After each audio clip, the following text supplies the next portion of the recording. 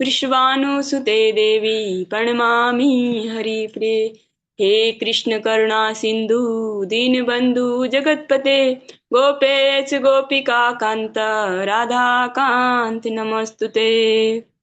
वृंदाय तुलसी देवे प्रियाय केशवस्य च कृष्ण भक्ति पदे देवी सत्यवती नमः।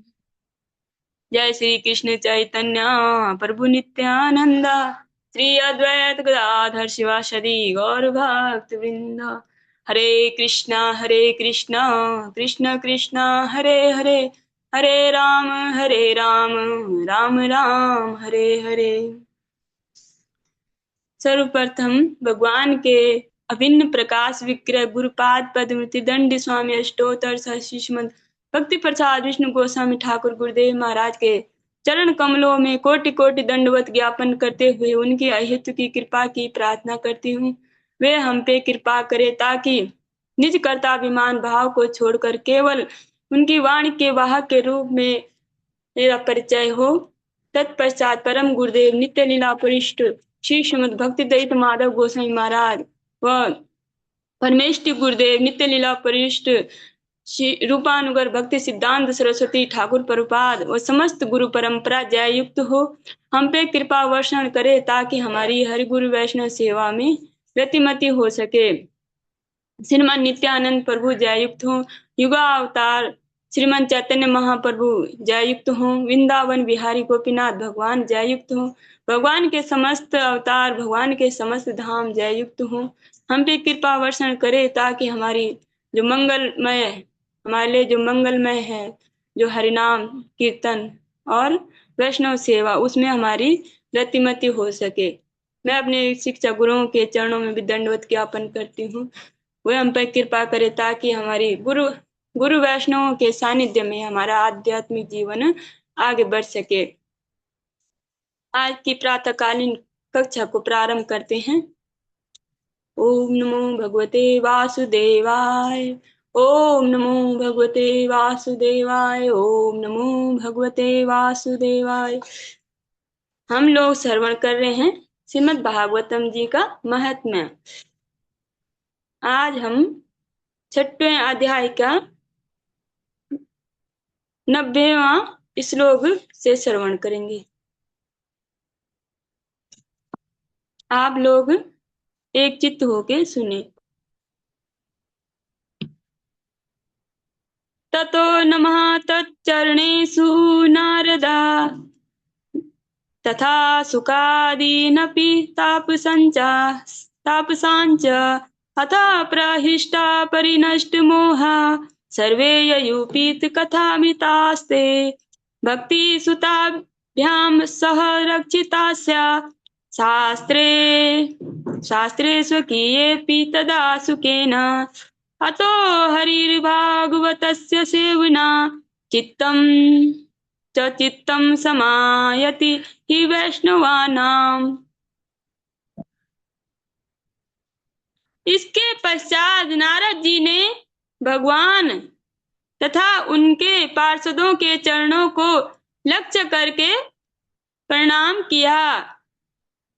जब उस सभा में जब सुखदेव जी भी कथा भगवान की दिव्य गाथा गा रहे थे और भगवान के जो महिमा का वर्णन कर रहे थे, तब वहां पे भगवान श्री हरि अपने पार्षदों के साथ उद्धव प्रहलाद बलि अर्जुन उनके साथ वहां आ गए और सबने कीर्तन किया भगवान। और तब जो उनके जो जब नारद जी ने बोला कि भगवान आप जहाँ भी आपकी कथा है तो आप वहां अवश्य आना, तो भगवान ने बोला तथास्तु। तो इसके बाद नारद जी ने क्या किया? नारद जी ने भगवान और उनके पार्षदों के चरणों को लक्ष्य करके प्रणाम किया और फिर सुखदेव जी आदि तपस्वियों को भी नमस्कार किया। कथामृत का पान करने से सब लोगों को बड़ा आनंद हुआ, उनका सारा मोह नष्ट हो गया। फिर वे सब लोग अपने अपने स्थानों को चले गए।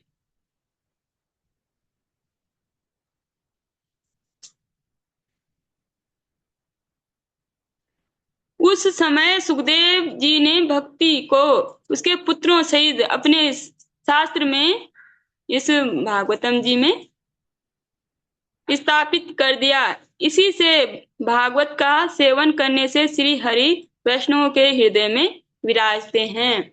जो इस ग्रंथ को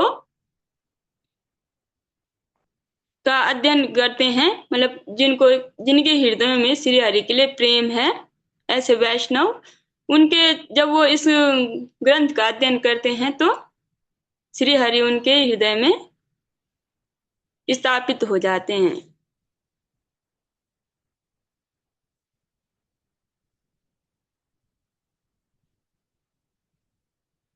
दारिद्र्य दुःख जरदाहितानां माया पिशाची परिमर्दितानां संसार सिंधो परिपातितानां क्षेमाय वे भागवतम प्रगर्जति। जो अब आप लोग ध्यान से श्रवण करें। जो लोग दरिद्रता के दुख ज्वर की ज्वाला से दग्ध हो रहे हैं, उन्हें माया पिशाची ने रौंद डाला है। अब दरिद्रता यहाँ ये इंगित नहीं करती कि कोई पैसों से दरिद्र मतलब जो भगवत प्रेम से दरिद्र है। प्रेम धन बिना दरिद्र जीवन, जो भक्ति विनोद ठाकुर बोलते हैं कि जो प्रेम धन है उसके बिना जो जीवन है वो दरिद्र है। उसके लिए ये दरिद्रता बोले जिनके हृदय में भगवान के लिए बिल्कुल भी प्रेम नहीं, तो जो भगवान से प्रेम नहीं करते वैसे लोग दरिद्र, उसके लिए ये इंगित करता है।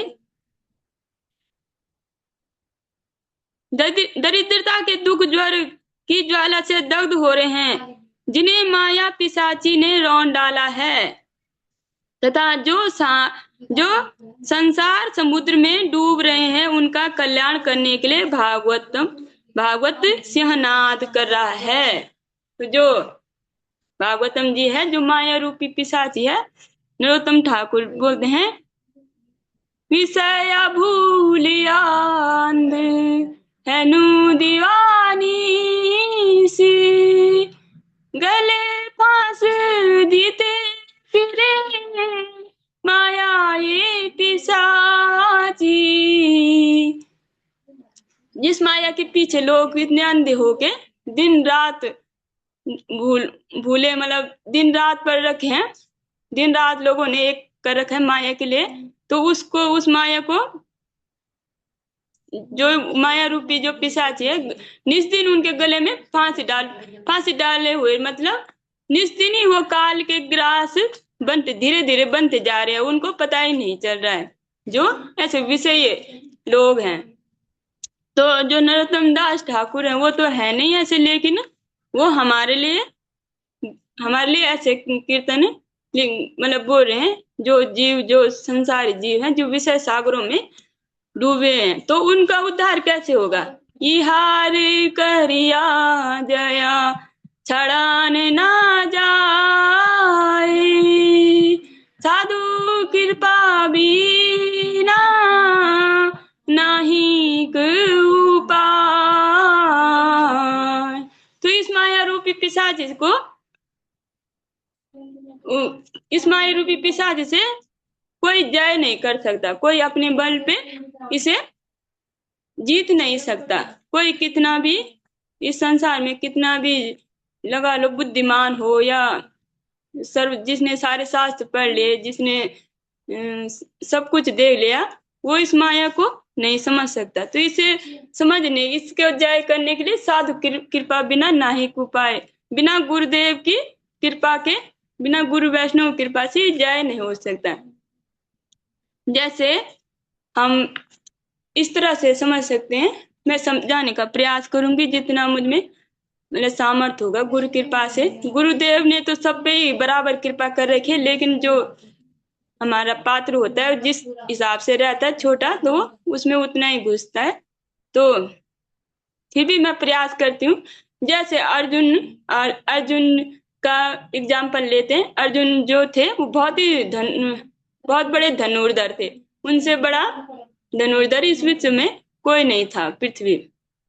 बड़े धनुर्धर थे, ज्ञानी भी थे, और वो कहीं भी जा सकते थे, यहाँ तक स्वर्ग भी जा सकते थे, स्वर्ग भी जाया करते थे, स्वशरीर आया करते थे। उन्होंने भगवान ने शिव की को प्रसन्न करके भी पाशुपत्य जो उनका शस्त्र है वो भी ग्रहण कर लिया था। इतने मतलब आप लगा लो कि शक्ति और बुद्धि में वो कितने परवीन, मतलब कितने प्रवीण थे। और वो गुड़ा केस भी थे, इंद्रिया पर भी उनका विजय था, विजय था। लेकिन तब भी वो माया रूपी, जब उन्होंने देखा पहले, जब उन अरे भगवान भगवान उनके सखा भी थे, भाई भी थे, तो और जानते भी थे कि ये भगवान है, भगवान भी उनके सामने, तब भी माया रूपी जो माया है भगवान की, उस पे विजय नहीं पा सके। जब पहले तो जब महाभारत का युद्ध हुआ तो क्या बोलते हैं जो अर्जुन है कि सेनयोर भयोर मध्य प्रथम स्थाप्य मेच्युता, हे अच्युत, मतलब उस समय उन्होंने उनको आध्यात्मिक गुरु के रूप में वर्ण नहीं किया। वो उस समय उनको एक भाई सखा और उसके जो उनके फूफा का मतलब मामा का लड़का ऐसा, तो इस हिसाब से बोले। अभी उन्होंने उनको आध्यात्मिक गुरु के रूप में वो नहीं किया, ग्रहण नहीं किया। तो क्या बोलते, सेनयोर भयोर मध्य प्रथम स्थाप्य में चिता, ए अच्युत, दोनों सेनाओं के बीच में आप रथ को स्थापित कीजिए, मैं देखना चाहता हूँ कि वहां कौन कौन है। और जब भगवान ले गए, भगवान हंस भी रहे, उनको पता है कि क्या होने वाला है।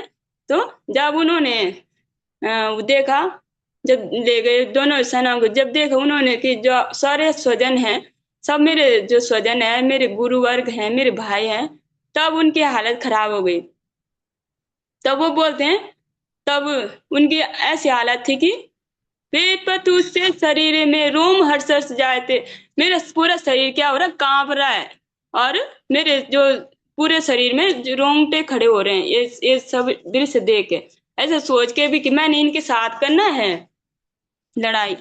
और इस तरह से उनका जो पूरा जो शरीर था वो कांप रहा, डर के मारे।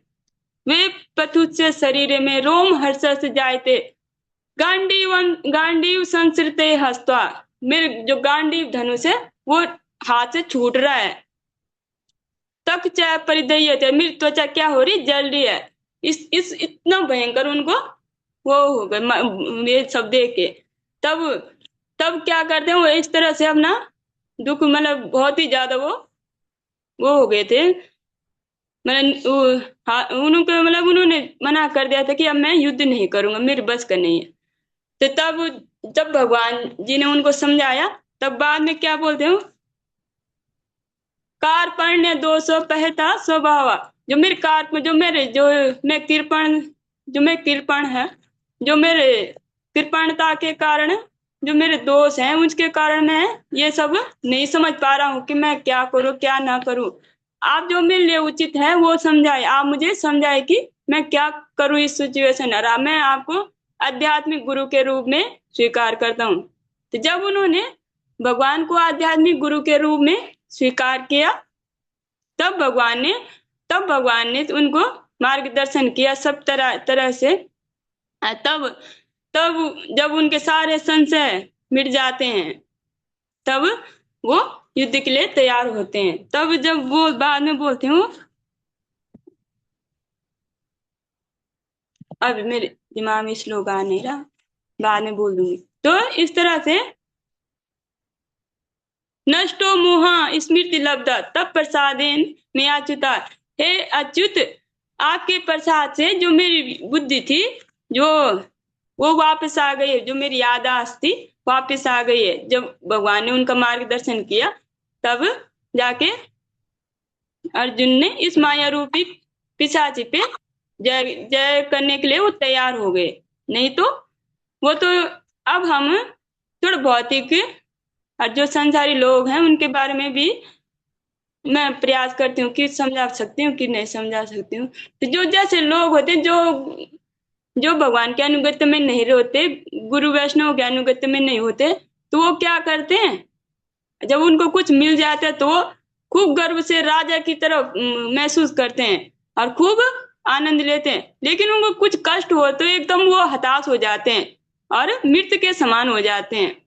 अगर जो सही अनुगत भगवान के अनुगत्य में नहीं है, गुरु वैष्णवों के अनुगत्य में नहीं है, लेकिन जो जान चुके हैं कि ये जीवन मरण तो चक्कर है, आत्मा कभी नहीं मरती वो, और इस तरह से वो उस समय तो थोड़ा बहुत दुख तो करते हैं, लेकिन समझ भी जाते हैं कि ये तो संसार का नियम है।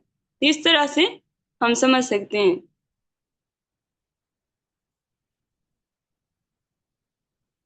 तो इस माया रूपी पिशाची पे विजय पाने के लिए और जो संसार समुद्र में डूब रहे हैं उनका कल्याण करने के लिए श्रीमद् भागवतम सिंहनाद कर रहा है। केवल श्रीमद् भागवतम पढ़ने से ही लोग जो भी पढ़ेगा तो उसके जो सारे संशय हैं वो नष्ट हो जाएंगे।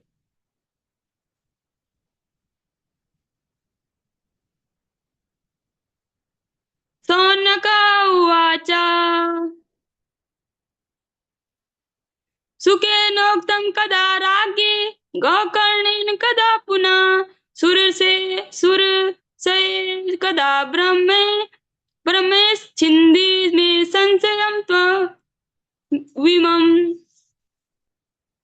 सौनक जी ने पूछा, सूत जी, सुखदेव जी ने राजा परीक्षित को गोकर्ण राजा सुखदेव जी ने राजा परीक्षित को गोकर्ण ने धुंधकारी को और सनकादिक ने नारद जी को किस किस समय पर यह ग्रंथ सुनाया। अब सौनक जी पूछ रहे हैं कि सूत जी से पूछ रहे हैं कि ये ग्रंथ जो है किस किस टाइम पीरियड पे सुनाया। अब सूत जी बोलते हैं, सूतवाचा आ कृष्ण निर्मात त्रिशत वर्षाधिक गते कलो नवमी तो नभस्य च कथा आरंभ सुको करोत्। परीक्षिश्रवणान्ते च कलो वर्ष शतद्वे शुद्धे शुचो नवम्यां च धेनुजो कथयत् कथाम् तथा तस्मादपि कलो प्राप्ते त्रिशद वर्ष गति सति ऊचुरुर्जे सिते पक्षे नवम्यां ब्रह्मणा सुतः इत्येतत्ते समाख्यातं यत् पृष्टोऽहं त्वया नघ। कलो भागवती वार्ता भवरोग विनाशिनी।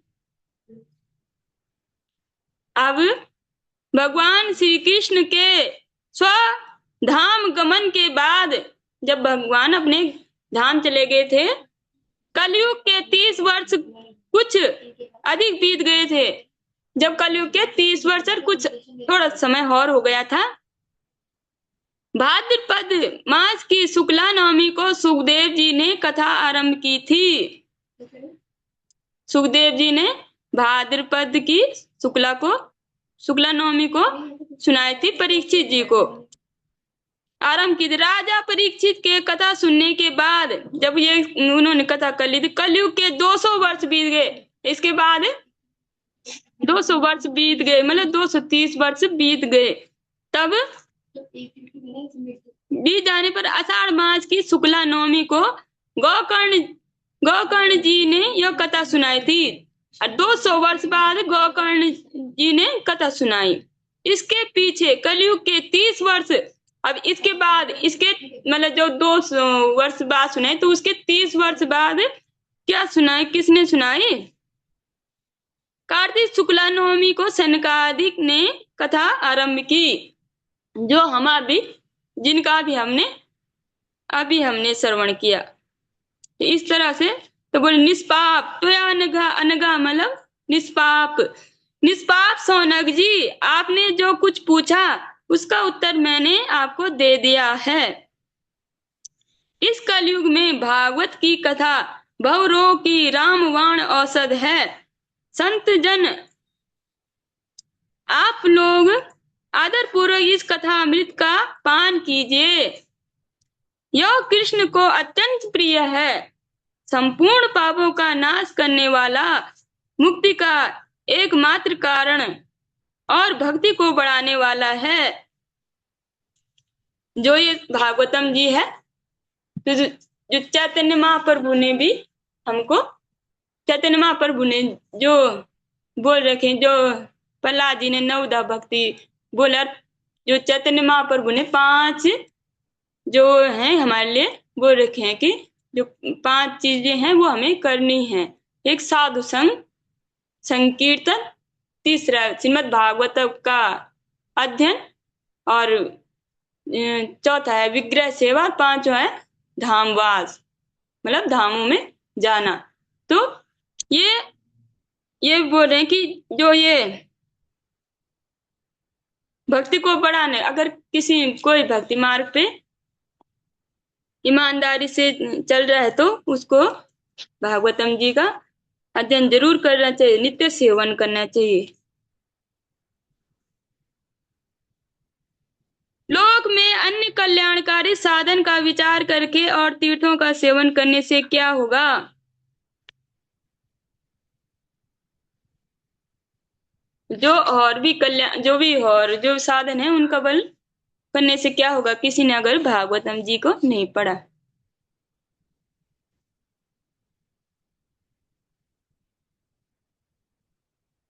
तो पुरुषमपि वीक्षय पाशहस्तं वदति यमः किल तस्य कर्णमूले। अब आप ध्यान से सुनिए भगवान क्या बोलते हैं। तो सौनकादिक क्या बोलते हैं, सूती जी बोल रहे हैं सौनकादिक उनसे, अपने दूत को हाथ में पास लिए देखकर यमराज उनके कानों में क्या कहते हैं। ये बहुत ही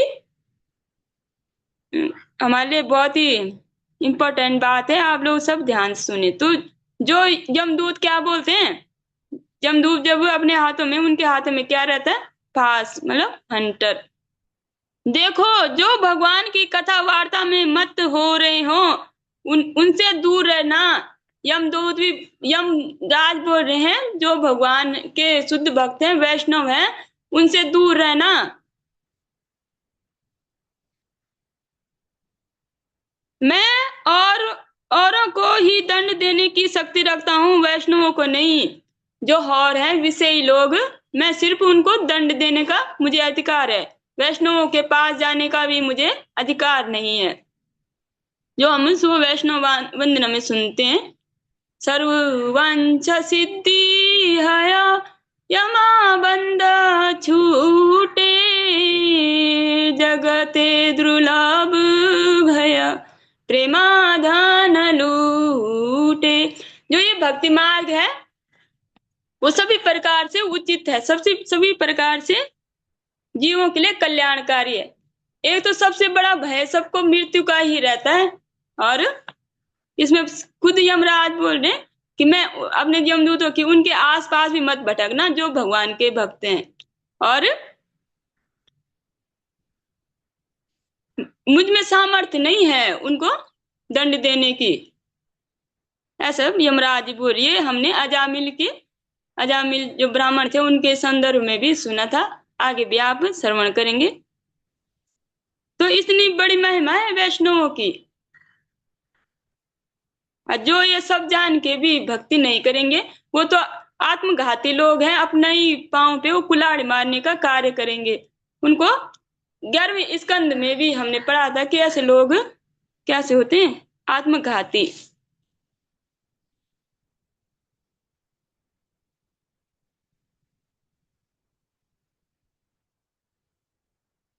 प्रभुर्हन्मया निर्णाम च वैष्णवानाम, ये हो गए ना, ये नहीं हो।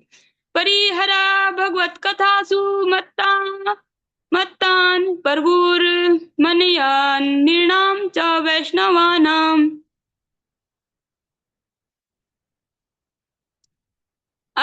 असार संसार विषय विष विषय विष संग कुल धिया क्षणाधर्म क्षणाधर्म क्षेमार्धम क्षेमार्थम पिबता सुख गाथा तुलसुधाम किमर्थम व्यर्थम भो व्रजते कुपथे कुत्सित कथे परीक्षित साक्षी यत् श्रवण गत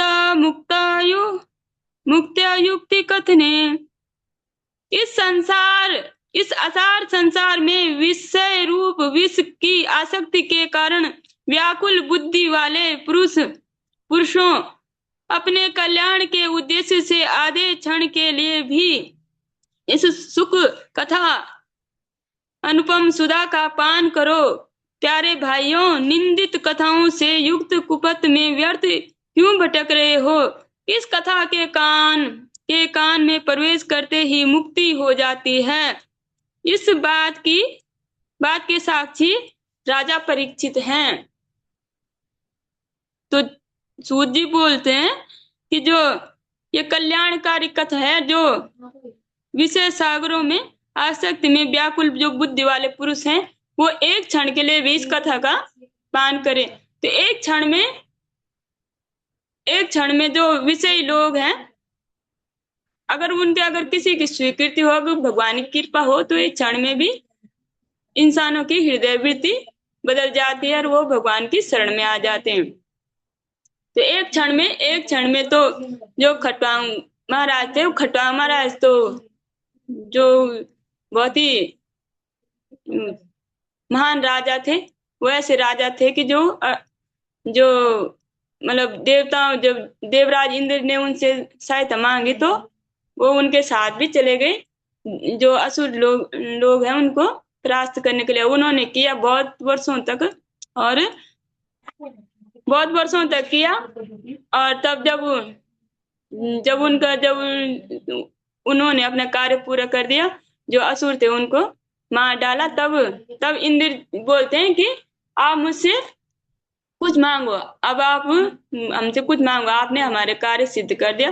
तो उन्होंने बोला था कि मैंने तो भगवान चला किसी से कुछ कभी मांगा ही नहीं, और जो भगवान ही सब कुछ देने वाले हैं, तो मैं मांगूंगा तो उनसे मांगूंगा, मैं और किसी से क्यों मांगू। तो इसमें जो खटवांग महाराज थे, वो तो पहले से भले वो अपने सांसारिक कार्य भी करते थे, लेकिन उनका हृदय भगवान के चरणों ही में लगा रहता था।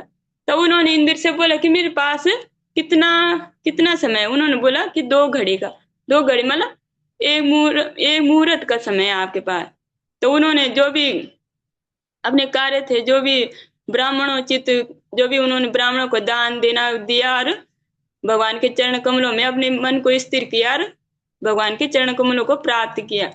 तो ऐसा होना तो आजकल के युग में संभव नहीं है, लेकिन उनके जो हम चरित्र से ये समझ सकते हैं कि हाँ भाई, भगवान का अगर कभी भी किसी ने सुना तो वो भगवान के मतलब उसी समय भगवान के अगर चरण कमलों में खुद को समर्पित कर देता है, तो वो जरूर भगवान के चरण कमल प्राप्त कर सकते हैं। बहुत सारे लोग बोलते हैं कि हमारी वृद्ध अवस्था हो गई, अब हम नहीं कर सकते, अब हम क्या करें, तो हम नहीं कर सकते, इसलिए वो करते ही नहीं है। लेकिन उनको समझना चाहिए कि जितना भी समय है, उनको जब भी सुना तो तभी भगवान के शरणागत हो जाना चाहिए। इसमें यही जो सूत जी हमें समझा रहे हैं। और जो भी और कुपथ में जो व्यर्थ भटक रहे हैं, जैसे कभी कभी हम ऐसे समझ सकते हैं, जैसे कभी कभी जैसे न्यूज होती है, कुछ भी अगर इलेक्शन की है तो सब लोग इलेक्शन ही की बात करते रहते हैं, और कभी कुछ भी होता है तो वो उसी की बात करते रहते हैं। तो इन कथाओं से किसी का कुछ भी मंगल होने वाला नहीं है। तो इसकी व्यर्थ जैसी बातों का करने से कुछ भी मंगल नहीं। इससे अच्छा भगवान की कथाएं श्रवण करें, भगवान की कथाएं बोले, भगवान का नाम स्मरण करें, क्योंकि जिसने होना है उसने तो होना ही है, और उससे कोई किसी में इतना बल नहीं कि उसे बदला जाए। लेकिन हम ये कर सकते हैं कि भगवान के जो दिव्य नामों का स्मरण करके अपने परम जो गति है उसको निर्धारित कर सकते हैं कि हम हम जो हैं वो सेफ हैं, मतलब भगवान के चरण कमलों में सेफ हैं। या बोल रहे हैं ना यमराज की, उनको जो मेरे भक्त हैं उनको आप छूना भी नहीं, अपने यमदूतों को बोल रहे हैं। तो जब यमराज, क्योंकि यमराज जी भी वैष्णव है, वो भी भगवान की भक्ति करते हैं। तो लेकिन जो ये कार्य है भगवान ने उनको दे रखा है, वो ड्यूटी बोल के अपना कार्य करते हैं।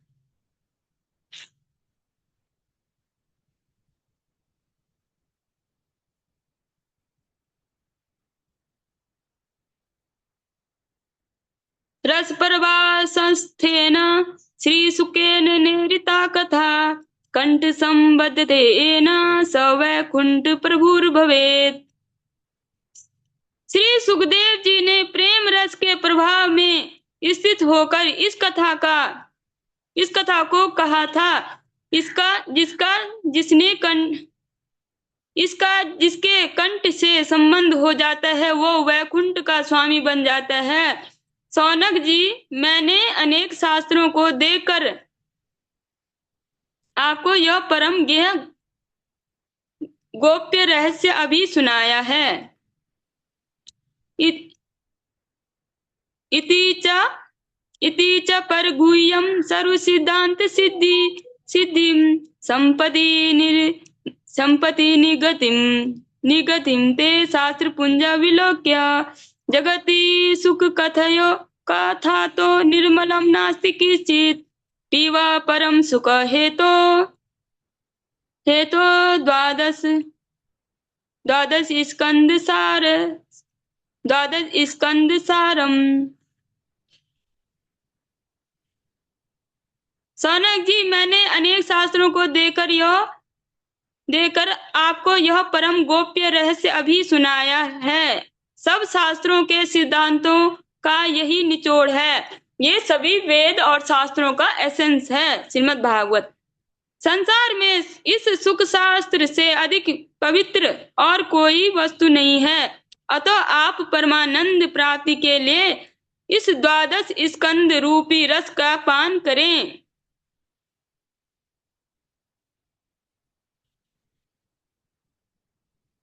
एताम यो नियतया शृणुति भक्त्या यश्चेनाम कथति शुद्ध वैष्णवाग्रे तो सम्यक विधि करणात् फलम लभेत यथार्थयान हि भुवेन किमप्यसाध्यम। जो पुरुष नियम पूर्वक इस कथा का भक्ति भाव से श्रवण करता है और जो शुद्धांतकरण भगवत भक्तों के सामने इसे सुनाता है, वे दोनों ही विधि का पूरा पूरा पालन करने के कारण इसका यथार्थ फल पाते हैं। उनके लिए त्रिलोकी में कुछ भी असाध्य नहीं है। तो श्रवण किससे करनी चाहिए? जो वैष्णव होते हैं, जो भगवान के शुद्ध भक्त होते हैं, उनसे श्रवण के लिए श्रीमद् भागवतम जी के लिए बोल रहे हैं। जो सूत जी है, जो शुद्ध अंतकरण हो गया होगा उनका, जिनका जैसे बोल रहे, जब धर्म प्रोचित कहते वो अत्र परमो निर्मत्सराणाम सता, जिनका हृदय निर्मत्सराणाम मतलब शुद्ध हो चुका है। और ऐसे जो भगवत प्रेमी होते हैं उनसे ये कथा का पान करना चाहिए। ये है इति श्री पद्म पुराणे उत्तरखंडे श्रीमद् भागवत महात्म्य श्रवण विधि कथनम नाम 6 अध्याय। अब जो हमारा महात्म्य है वो संपूर्ण हो चुका है। अब कल से हम भागवतम जी को प्रारंभ करते हैं। वांछा कल्पतरुभ्यश्च कृपा सिंधुभ्यश्च पतितानां पावनेभ्यो वैष्णव